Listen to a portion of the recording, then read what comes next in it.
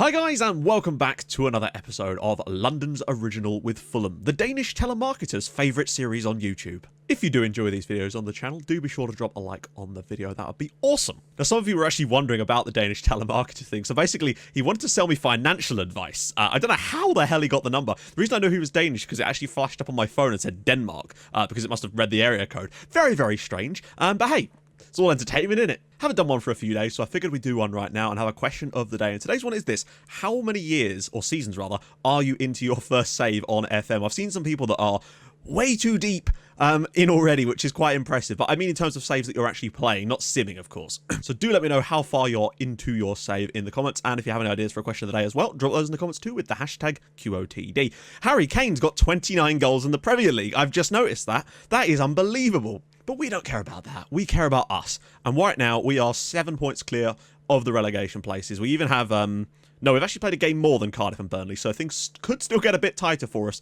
But regardless, even if one of them won, if they played each other or whatever, which I think they are actually. But there's so many teams between us and the relegation zone, I still think one more win and we would be safe as houses right now. I'd like to pick up a few more though and see if we can break through the 40-point barrier. I think the best we could finish this season is going to be 11th, and I would really like to finish that way, considering how badly we started the year. Was the telemarketer trying to sell you Copenhagen merch? No, I would have been far more angry if that was the case, and you know it. Put all your players forward. If there are no defenders there, there'll be no players around to deflect the ball into your net. See, that's the kind of thinking we need around here. This guy's thinking in 4D. I like it. I also just made the mistake of thinking that Adam Sandler was now managing Leicester City. So, God, can you imagine that? Rob Schneider would be his assistant. Oh, now we're getting training reviews for the under-19s and under-18s. The game has just updated, so this is probably what that is, because this was definitely not there before. And you've already seen all the hubbub about the fact that the stars on this screen now have a black outline around them. There is a petition you could sign, don't worry. On that note, it's probably about time I set up some actual training stuff for this month's matches, because we haven't done that yet. We're going to have 2 defensive shape sessions before Arsenal. Since we're away at West Ham, we'll have attacking and defending. I know I'm sort of overloading them, and it will reduce the fitness levels a little bit. I just want to see how well that works. Okay, that'll do for now. I think one of the reasons we struggled this season against the likes of Cardiff and Southampton and those sort of teams is generally because I think we're being too cautious. Against some of the bigger sides or teams of a relatively similar level, you can get away with that because it's quite a balanced game. But I think against teams that we are expected to beat, we need to be a bit more proactive, so a more positive approach, but also that thing I did against Wolves late on with both wingbacks overlapping inside forward, just getting more players forward. I think we can overwhelm smaller sides doing that, and I'm hoping to bring that in as like a secondary tactic, ideally. Is it just me, or have the stars disappeared from the scouting report screens? Or is it just this one player? It seems like they've removed the star rating, so you can't see at a quick glance whether the player's actually any good or not from just like one quick shot. In fact, you can't even by standards, so you have to go all the way into here just to see if they're any good or not. It might just be this one player, but that's a bit annoying. Southampton actually beat Everton by 2-0. They're maybe making a little bit of a comeback here. I mean, I say that, they're still 8 points from safety and have played a game more, but with Cardiff losing, that's good. It means that even if Burnley do pull something off, we're still going to be 7 points clear now. That's great. Players whose contracts are up in a few months. This is quite an interesting one. So I think Floyd Ayite has probably done enough at times, but then again he's 30, and I think we could probably do better if we go and pick someone up in the summer that's specific for the roles we want to play. And I might well keep Dennis Odoi around, since we can do a trigger as a contract extension anyway. Oh wait, we've got Ayite as well. Might as well just give them 1 more year without having to actually give them any more money, which is what I was worried about. But at least this way they'll keep on the same wages, and we've got them as squad players because they're only rotation anyway. Yeah, no, they've definitely removed the star ratings from this scouting screen, which I'm not a fan of that one little bit. Look, you've got all this space here. Put something in it. We can't expect much from this game, but we're just going to go out there and give it our best shot, basically. Probably rotate a few players too. Okay, so we've managed to sort of reduce the match load fairly lot. The injury risk is pretty low for this one at the moment. So this is what we're going to go with for today. We rest a couple of players, can bring them back again for the West Ham game, but I still want to put out a solid side. On the bench, Bettinelli, Vanyaman, Souček, Kamara, Sessegnon, Kearney, and Ayite. Oh, actually, do we want to start Souček or do we want to save him? We'll start Frank in there. We can play Souček against West Ham because we need to keep Frank going. He's still a good player. Ooh, they've changed these as well. That's kind of interesting, actually. I actually quite like that. Right, let's have this. I think we're going to struggle, frankly. We're away at Arsenal. We've had to rest a few players. I think we're going to not do too well in this game, but we'll give it our best. Cabano's header flicked on. Torreira. Ooh, space through the middle. Aubameyang's in. And saved by Sergio Rico. Ball in again. Oh. Don't know what the goalkeeper's doing punching there. Out wide for Joe Bryant. Johansson back for Bryant. Can he find a good ball in, maybe? He does. Cabano at the back post. Arsenal 0, Fulham 1. We lead at the Emirates. What a great piece of play from Joe Bryan. There's a lovely little 1-2 here. Bryan just takes it inside. Johansson pushes it back down the line. Brian gets into space. Lovely ball across the box. And Cabano at the back post. Beautiful. We lead at the Emirates. And this is incredible. I'm going to go to more cautious, because we've got something to hang on to at the moment. Wow. We definitely have mugged them off massively in that first half. They've created a few little bits. The players do not seem to be responding to Emery, though. They keep saying they're disinterested by his feedback. Also, Southampton are winning 1-0 away at Manchester City. Is this the start of the massive Saints comeback? Guess that's all we can do. I still think we're probably going to lose this game, but at least we've given it a shot. Just going to go a little bit more direct with the passing. So Frank's injured. So Souček will come on for him. Steph Joe's on a booking. So we'll bring Kearney on and then flip these two over. And I'm going to get Kamara on up front. Just as a pressing forward and just get him to go for it. I just want to see a long-range strike here. Maitland-Niles? Oh. Well. Great fake out from Maitland-Niles to slip in Danny Welbeck there, and it is now 1-1 at the Emirates. We've held on until the 84th minute, frankly, so I'm pretty impressed with that. It's actually really clever from Maitland-Niles. I thought he was about to shoot, and at the last minute, he just oh! It deflected across. Of course it bloody did. Of course it did. Here comes the Arsenal goal. Somebody get a tackle on Lacazette. Look at the amount of players they've got at the far post. They've got so many players over. This must be a goal. And it's saved.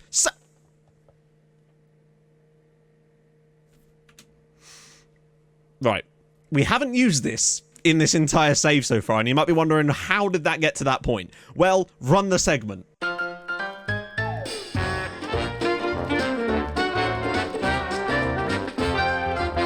What the f*** was that? Let's take a look at what's just happened for these two goals that Arsenal have just scored. I cannot believe that. Okay, so ball in. Initially blocked. Comes back there. Oh my god. How are these goals going in? It's 2-1 to Arsenal at the death. A deflected goal and then that have cost us any points at the Emirates. What a shame.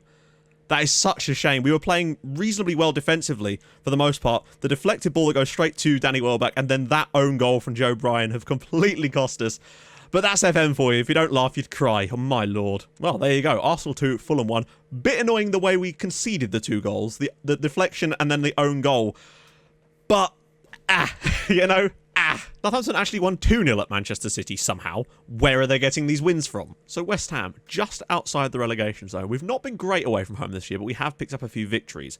I'm going to start off with our normal tactic, but if I find that we're not getting a grip, I might well try that approach with the overlapping wing-backs for both sides and an inside forward, just to see. So this is what I'm going to go with for today. Mitrovic, sure, I know Mitrovic needs a rest, but we just kind of need to get through this game. Ayite on the right because Cabano needs a bit of a rest. Seri, Kearney and Souček in the middle because Johansson is desperately in need of a rest, and Seri can play there comfortably. At the back, Sess, Mawson, Chambers, Vanyaman and Rico. The reason I put Vanyaman in there is, one, because I want to give Fosu Mensah a little bit of a rest, but also I think Vanyaman, if we do switch to the overlapping wing-backs type of approach, he's the type of player that we really do want in there. He was great against Wolves toward the end. So on the bench, Bettinelli, Brian, Anguissa, Kamara, Fosu Mensah, McDonald and Nico Santos. Oh god. If we took a point here, that would be excellent. I still feel like there's a way that we could go after this game though. Right, let's get the show on the road. You know what to do. If we can find ourselves into this game and just be normal anyway, then great. But if we do find that we need to exert ourselves a bit more, then we can switch to the other style. Schürrle out wide. It's got an overlap on the side. Oh, loads of players surging forward. Vanyaman getting in there. Lots of options. Can he find a cross? Schürrle! It's a penalty? Is it? Hang on. This is the first penalty we've had all season. All season. Match day 33. Mitrovic to step up and take it. Come on, son. Give us the early... Yes! West Ham 0, Fulham 1. Alexander Mitrovic's goal gives us the lead at West Ham nice and early on. Don't know why we got the pen, but we did. It's 1-0 Fulham. Perfect start to the game for us. If we can hang on here, that'll be us easily safe for next year. We've not got a lot of the ball so far, though. Seri's ball in. Headed down. Oh my god, how did that not go into the back of the net?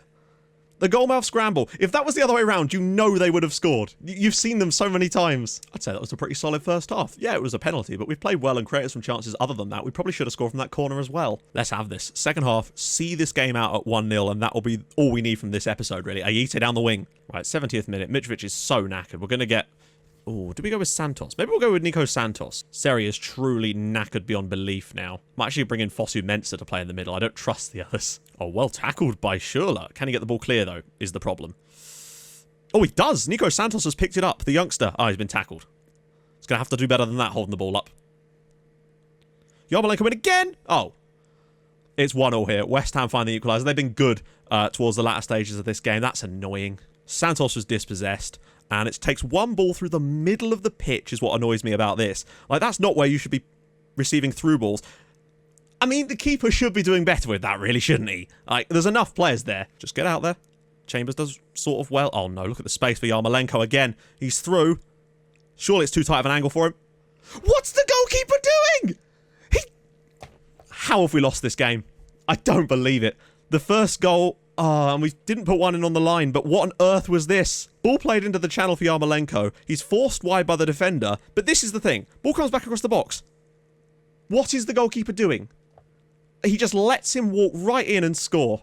The way these two games in this episode have finished have been ridiculous, to be honest. Aaron Cresswell's gone. It's not going to make any difference unless we score late on. Kenny. Fosu-Mensah, yes! West Ham 2, Fulham 2. Fosu-Mensah bails us out in the end, but I don't know how we've not won this match. It's a point, and that's fine.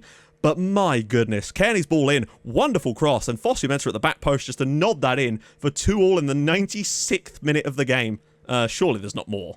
And that's it. End of the game. 2-2. We're still conceding some of the strangest goals in this save. It really is very, very weird. But at least we finally got a penalty. But there you go. A point away at West Ham. It's a point on the road. It moves us that inch closer to survival. I am going to sell Fabrizio to Ruben Kazan because he's now started to complain about wanting to leave. And I've got the promises and whatnot. So we're just going to go with it, frankly. To give you an idea of how good my scouts think Hussein Pirpai actually is, he's already played some substitute appearances on our under-23s team. So much so that I'm going to tie him down to a nice, 6 or 7 year deal because we want to get in on him early and get him tied down. So we're away at Liverpool today. This is essentially a free hit. There's no hope in hell of us going and winning away at the team that are top of the league. But there are important games. Leicester are playing Cardiff and Southampton play Huddersfield today. So those ones are important. Keep an eye on those. Everybody's injury risk is back to low, and they should be all right to play most games for the rest of the season because there's a week in between. So that's what we're going to do. Schürrle, Mitrovic, Cabano, Johansson, Seri, Souček, Sessegnon, Mawson, Chambers, and Vanyaman with Rico in goal. On the bench, Bettinelli, Brian, Kearney, Santos,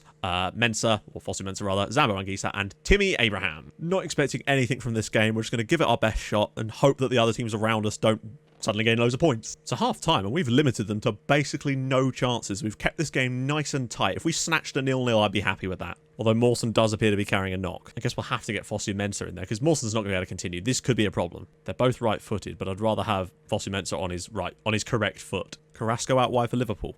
Don't let him get the cross in. That's the key thing here. The goals we're conceding. I don't understand them. They're so weird. Good lord. Look at this one. I know it's given to Origi, but that's not what happened. Carrasco does eventually get his cross in, but then watch. Hits the post, hits my defender, and then...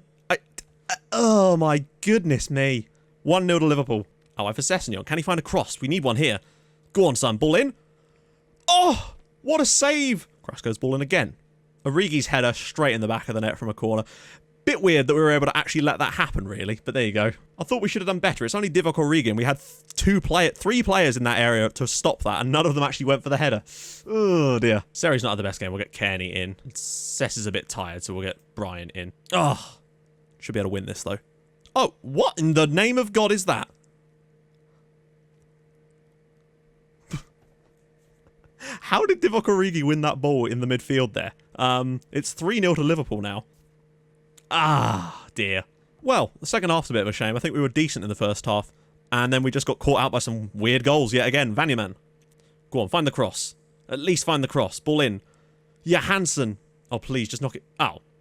Really? He's going to call full-time whistle while we're in Liverpool's penalty area? GG, ref. Well, it wasn't the best performance from us. I'll have to admit that. Some of the goals we're conceding are still a bit strange, but I don't really know what to do about some of these when they're just deflecting all the time. Down at the bottom, though, we're still 7 points above the teams down there. We're pretty much just inching towards survival at this point. Still in a nice cushy 12th spot now. It's looking pretty good for us, though. I think we're going to be fine, despite only taking 1 point in this episode. Next episode, there should be some more winnable games as we finish off the season in that one. So we've got Man United at home, Brighton away, Leicester at home, Burnley away. Those final 3, there's definitely at least 1 win in there for us, and that should be enough, frankly. But anyway, if you have enjoyed this episode, do drop a like on the video, and if you are new to the channel, hit that subscribe button for more videos like this in your inbox every single day at the moment, which is pretty damn cool. I'm just so motivated to make these at the moment, and that's thanks to you guys, frankly. The support that you've shown on the videos, it's just been growing, which is so bizarre to me, but I'm enjoying it. So seriously, thank you. That's awesome. And I'll join you guys in the next episode for the final games of the season. Can we hit the 40-point mark? Let me know in the comments, how many points do you think we'll actually finish on this season? Will we hit the 40? I think we will hit dead on 40, actually. I think a win at Leicester, a home to Leicester, and a point in one of the other games should be enough. I'll see you guys soon. Thank you so much for watching. Bye-bye.